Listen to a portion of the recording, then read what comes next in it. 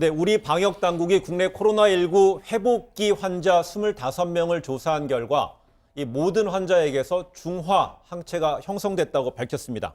김영주 변호사님, 어떤 의미입니까?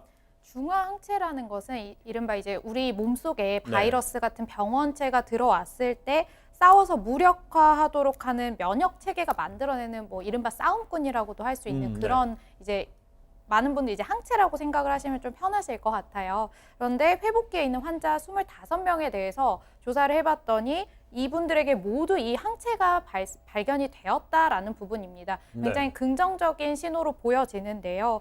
그런데 이 항체 안에 항체가 있는 사람인데도 이 중에 12명, 거의 이제 50% 가까운 사람들은 아직도 이 유전자 검사에서는 양성 판정을 받았다라고 하거든요. 물론 이게 이제 25명이면 굉장히 적은 숫자를 조사한 것이기 때문에 좀 더 조사를 해봐야겠지만 관련해서 뭐 양성 판정이 왜 나왔는지에 대한 조사도 계속해서 해야 될 것으로 보입니다. 네, 그래서 저희가 중화 항체가 형성됐어도 이 바이러스 검사에서 양성 반응이 나온다는 것이 이 의학적으로 어떤 의미인지 그 전문가에게 들어봤습니다.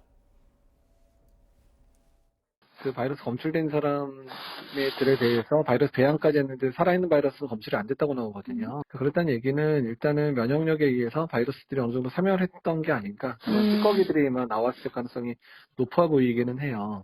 다만 이제 그 25명 결과가 숫자가 좀 아직 좀 많지 않은 상황이고, 네. 그다음에 중화항체라고 하는 것도 아주 효과적인 중화항체도 있고 좀 효과가 떨어지는 경우가 있을 수 있고요. 또한 중화항체가 얼마나 유지가 돼야 되는지, 그 기간이 얼마나 가는지도 상당히 중요하거든요. 재감염을 막으려면.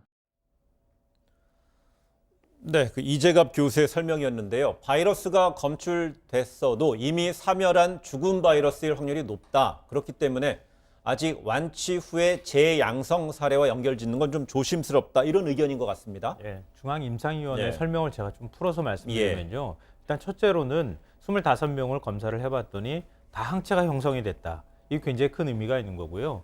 둘째로는 최근에 이제 재양성 사례들이 계속 나오고 있잖아요. 예.